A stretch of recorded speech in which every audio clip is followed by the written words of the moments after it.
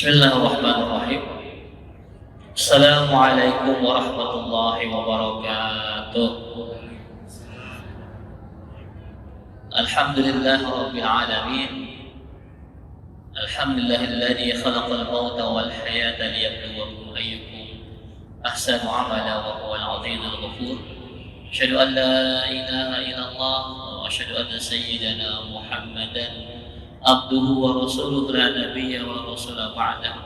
Allahumma salli wa sallim wa barik ala hadha an-nabiyyil karim sayyidina wa habibina wa syafi'ina wa maulana Muhammadin wa ala alihi wa sahbihi ajma'in. Rabbi shrah li sadri wa yassir li amri wa ahlul 'uqdatam min lisani yafqahu qawli, amma ba'd.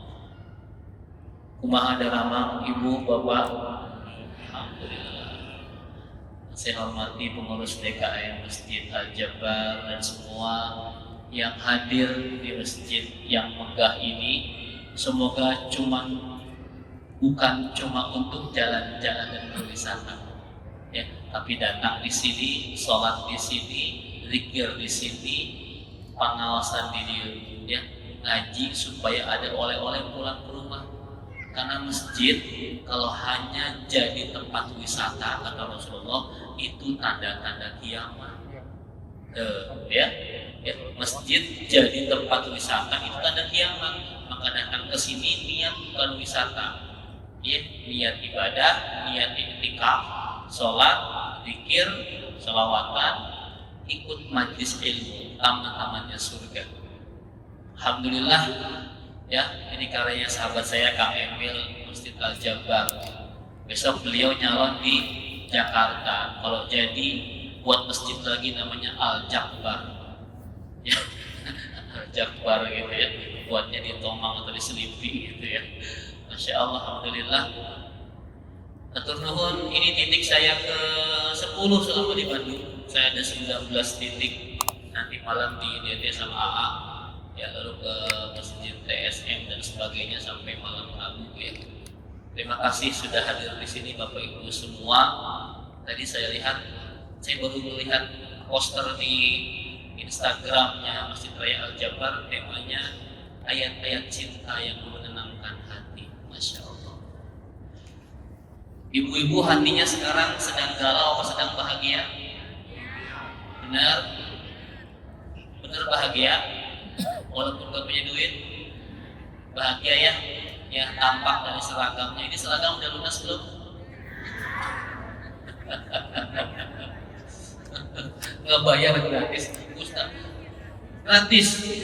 Dari mana ibu gratis? Oh, ini IPB. Orang Bogor. Saya juga orang Bogor, tapi tinggal di Sentul saya, ya. Ini orang Bogor, gak dia jauh-jauh amat, masya Allah, ya. Alhamdulillah bisa ketemu sama orang Bogor lah.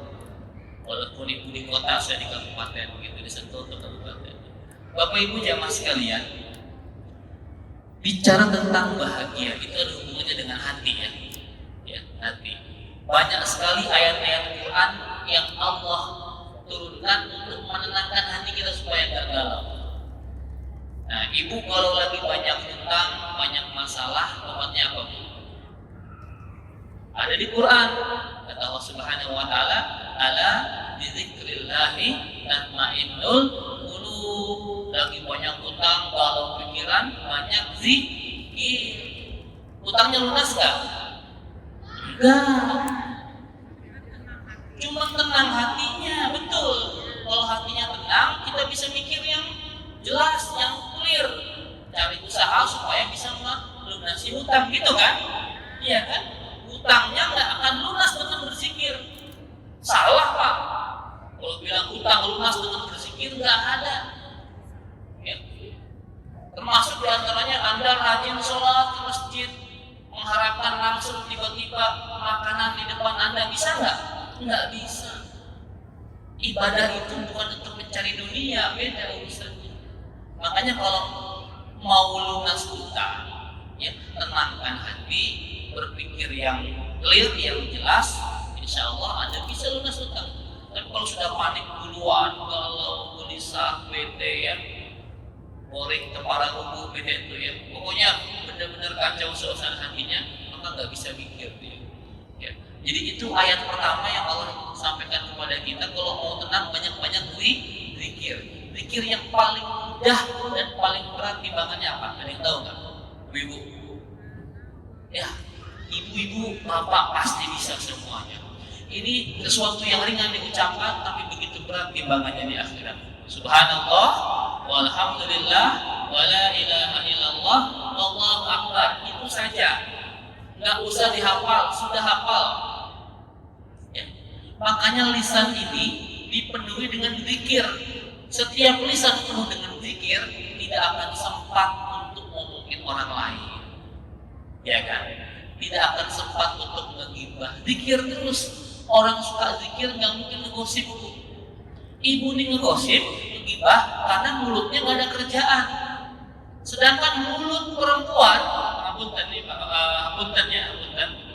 ibu bapak yang ada di sini, laki-laki dan perempuan tuh diciptakan sangat berbeda. Laki-laki sehari semalam itu ngomong cuma 6.000 suku kata, 6.000 sampai 7.000 suku kata. Laki-laki. Kalau perempuan berapa Pak? Mereka itu berbicara sehari semalam 20 sampai 24.000 suku kata. Makanya kalau perempuan diam mereka meriang Pak. Tidak ada yang tersalurkan. Tidak ada yang tersalurkan. Nah, akhirnya ujung-ujungnya ngomongin orang. Kepala rumah ngomong apa yang ngomong. Ya. Makanya ketika perempuan ditakdirkan banyak bicara, tolonglah bicaranya, bicara yang zikrullah. Ya. Keluarkan itu fitrah Anda sebagai perempuan yang memang suka ngomong yang bawel, tapi dengan bawel-bawel berpahala. Ya, ada yang bawel berpahala. Zikir, subhanallah, alhamdulillah, wala ilaha illallah. Neng, ayo kesini, subhanallah, alhamdulillah, wala ilaha. Saya kita, subhanallah, alhamdulillah gitu ya. Kalau ada yang ngajakin untuk bergosip, bergibah, maka langsung jawab dengan subhanallah, walhamdulillah, wala ilaha illallah, wallahu akbar. Ya, besok-besok kalau ada yang mau ngajakin untuk bergosip, bergibah, ngomongin orang, pokoknya sesuatu yang bermaksiat, jawab dengan subhanallah, walhamdulillah, wala ilaha illallah, wallahu akbar. Ringan di mulut, berat timbangan pahalanya. Yang pertama ya, itu ayat cinta dari Allah. Apalagi ayat-ayat yang membuat kita tenang. Ibu, bapak, saya tanya, ibu kira-kira masuk surga nggak Bu? Masuk surga nggak kira-kira? Masuk? Masuk yakin? Yakin? Kenapa yakin? Kenapa Bu yakin Bu? Pede amat. Ibu bapak yakin masuk surga? Betul Bu, yakin. Karena insya Allah kata Rasulullah, semua orang yang pernah mengucapkan asyhadu an la ilaha illallah wa asyhadu anna Muhammadar Rasulullah, maka dia pasti masuk surga. Barang siapa mengucapkan la ilaha illallah di ujung-ujungnya, maka dia masuk surga. Bu, tenang Bu, insya Allah Bu, kita semua masuk surga. Masalahnya ada yang langsung, ada yang transit. Itu ya kan? Ibu mau langsung mau transit. Ibu kalau umroh tuh ya ada yang langsung direct ke Jeddah landingnya, ada yang ke Madinah, tapi ada yang transit tuh di Abu Dhabi, di Doha, di Qatar, kadang-kadang bahkan di Bangladesh, di Sri Lanka, tergantung maskapainya ya. Ibu pengen langsung nyampe apa transit dulu? Langsung nyampe. Ya, kita pengen langsung masuk surga, tapi nggak bisa begitu saja. Harus ada langkah-langkah yang ibu ambil. Nggak bisa langsung ujuk-ujuk di surga. Harus ada langkah-langkah yang ibu ambil. Ya, Bu, ibu, dosa sama pahala banyak mana? Dosa di sebelah kanan. Dosa pahala sebelah kanan. Dosa sebelah kiri. Banyakkan yang mana? Dosa atau pahala? Dosa. Kalau ditimbang berarti berangkat sebelah kiri ya. Kira-kira kemana jurusan itu? Beneran ini, saya tanya ulang deh. Ibu dosa pahala banyak mana? Dosa. Sepakat ya, Bapak dosa pahala Pak? Samalah dosa juga. Kira-kira kalau banyakkan dosanya, jurusannya ke surga apa neraka? Siap. Kalau seserian kan masih serius sih. Serius.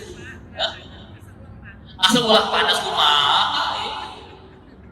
Ini neraka mah gak ada AC, ini mah enak AC-nya sentral. Ya, gak ada Bu ya. Ya Allah, boleh saya ke neraka tapi jangan panas. Itu kumaha? Request. Gak bisa ya Bu ya. Ibu pengen ke surga, tapi pas ditanya pahala sama dosa, banyakkan dosa.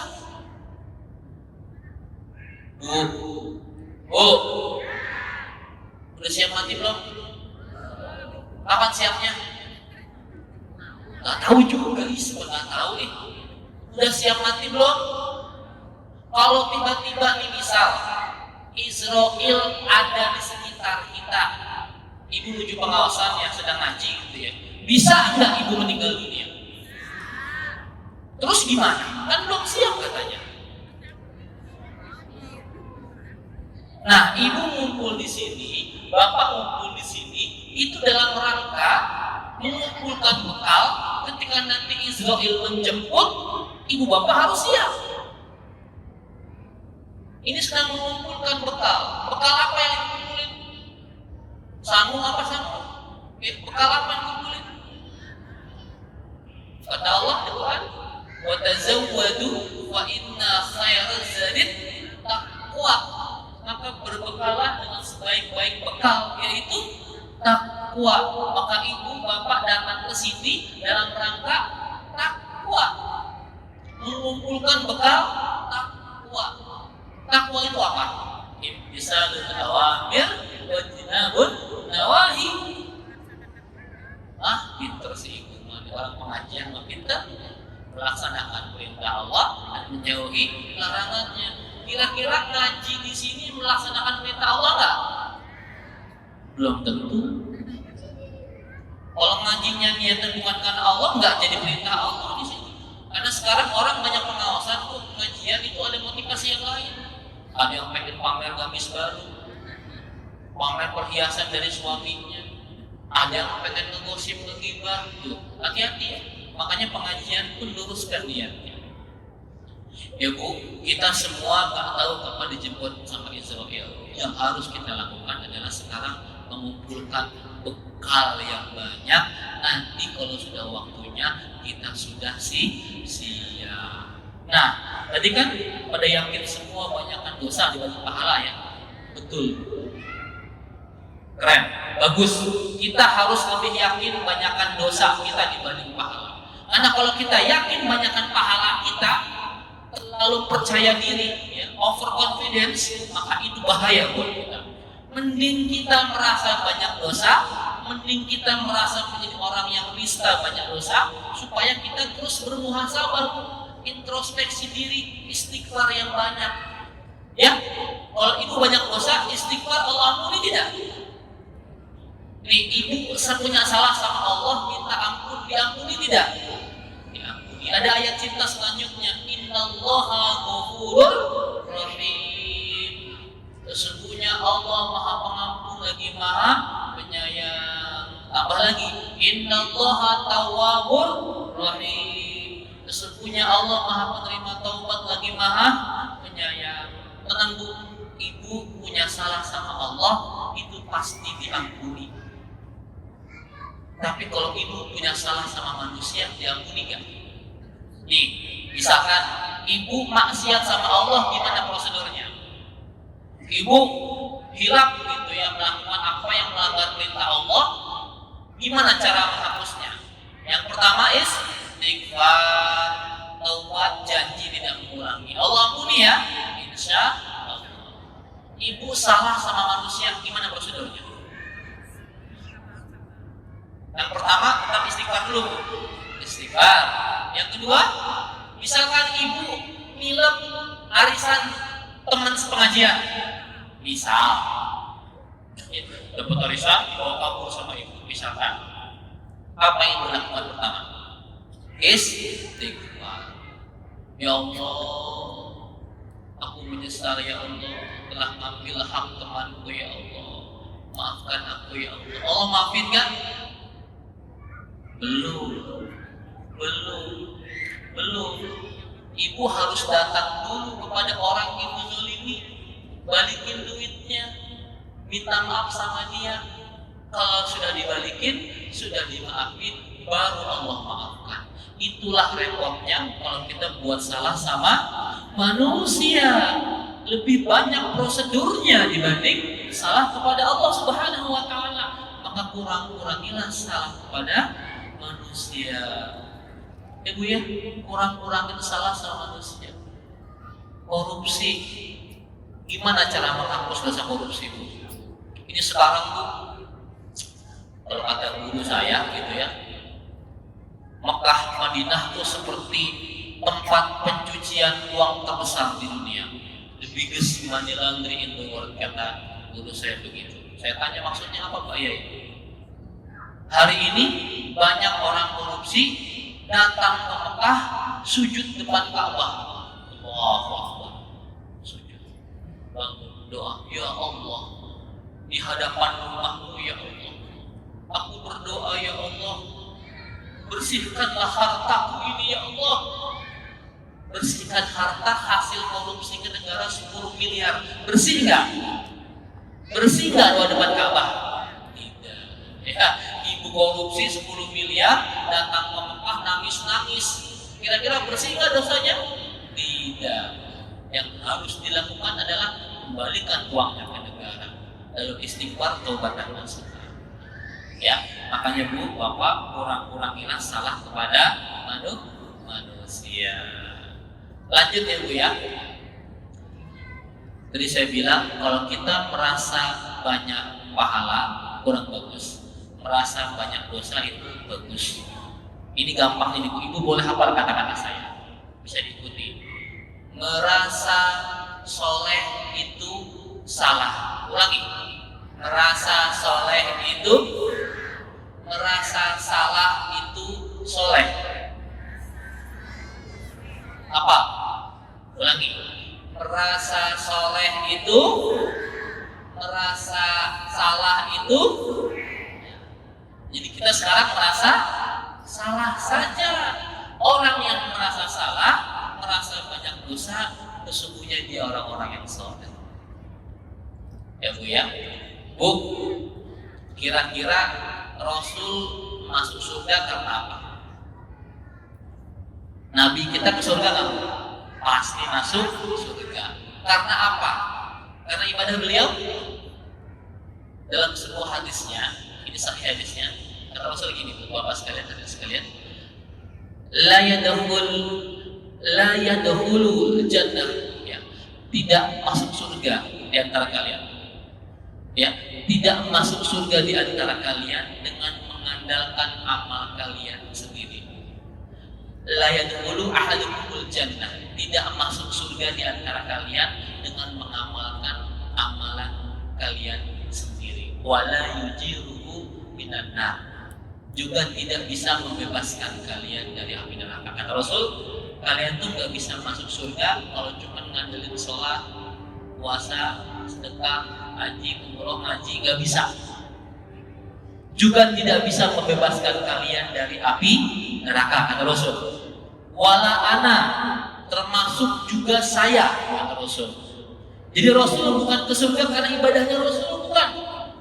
Padahal ibadahnya Rasul sama kita banyakkan siapa?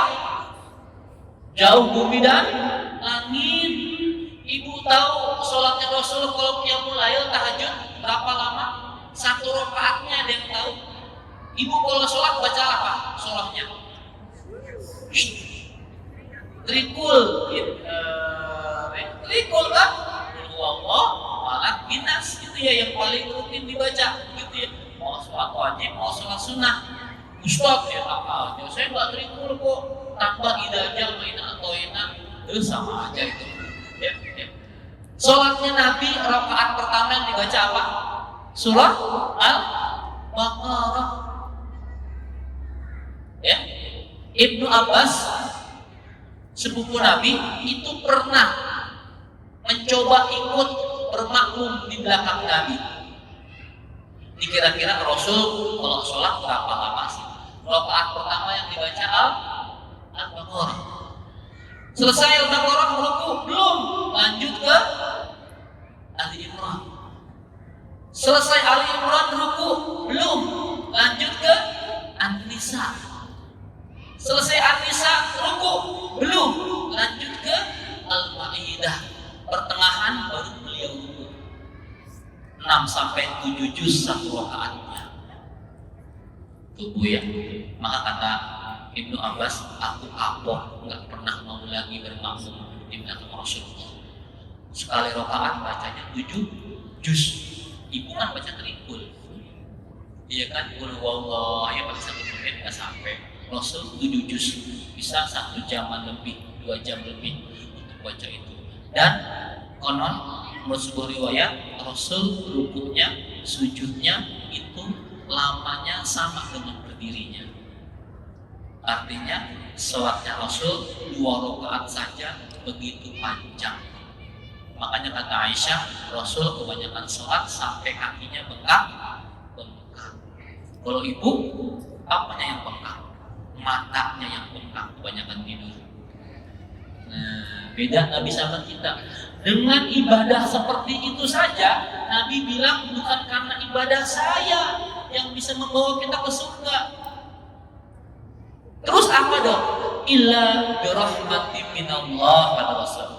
Yang membawa kita ke surga, membuat kita masuk surga adalah rahmatnya Allah, kasih sayangnya Allah. Jadi ibu sekarang kejar rahmatnya Allah tuh. Tahu ibadah kita ini nggak sempurna, jauh seperti Rasulullah. Sholat kita sebentar itu kayak kadang-kadang khusyuk, kadang-kadang enggak. Iya kan Bu? Ibu sholatnya 5 waktu khusyuk, banyakan khusyuk, banyakan enggaknya. Sedekah banyakan enggak ikhlasnya. Ibadah banyakan tidak sempurnanya. Begitu mana bisa kita bawa ke hadapan Allah? Enggak mungkin membuat kita ke surga. Makanya kata Rasul, yang membuat kita ke surga itu adalah sayangnya Allah, rahmatnya Allah. Bagaimana cara mencarinya? Nah, tenang. Kata Rasul dilanjutkan, irhamu man fil ardi yarhamkum man fis sama. Sayangi yang ada di bumi, maka yang di langit akan menyayangimu. Jadi ibu kalau mau dapat rahmatnya Allah, sayangnya Allah, maka sayangi yang ada di muka bumi. Ada seorang sahabat datang, ya Rasulullah, aku punya tetangga emak-emak, rajin sholat, rajin puasa, rajin pengajian kayak begini. Terus, tapi dia jahat sama kucing. Nah, bagaimana hukumnya? Apa kata Rasulullah? Pak, la khaira fiha wa hiya finnar. Tidak ada kebaikan sama emak-emak itu, dia masuk neraka. Nah, Bu, siapa yang suka jahat sama kucing? Ya, kata Rasul, sholatnya, puasanya, ya, ibadah lainnya itu jadi nggak ada gunanya kalau dia jahat sama makhluk Allah yang lain. Ini soal cuma seekor kucing loh. Bagaimana kalau kita jahat sama manusia? Maka berbaik-baiklah sama manusia, sayangi manusia supaya nanti Allah akan menyayangi kita. Hari ini kami di sini membawa program sedekah Quran. Ceritanya ada di kampung di Sulawesi Tengah, kampung Alap. Di sana Bu kekurangan mushaf Al-Quran. Ya, sedih Bu, nggak punya Quran di sana. Ya. Nanti setelah ini teman-teman dari Galang Bersama kami akan menyampaikan program sedekah Quran. Ibu kebayang gitu, ini saya kasih tahu ya.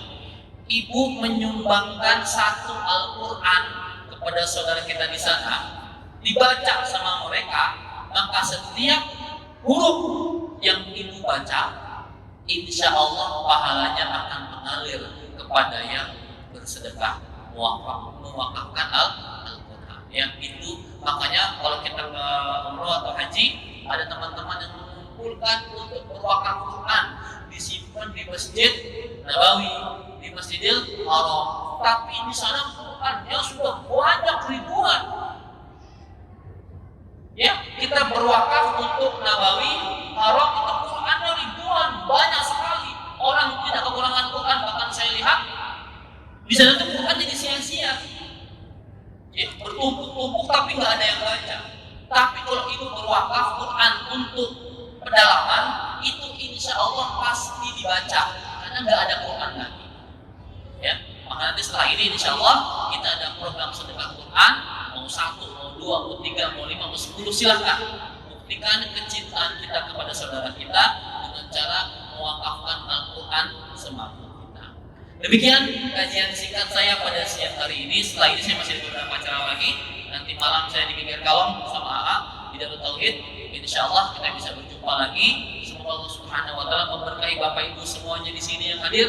Saya pesan ya, yang kesini niatnya diluruskan.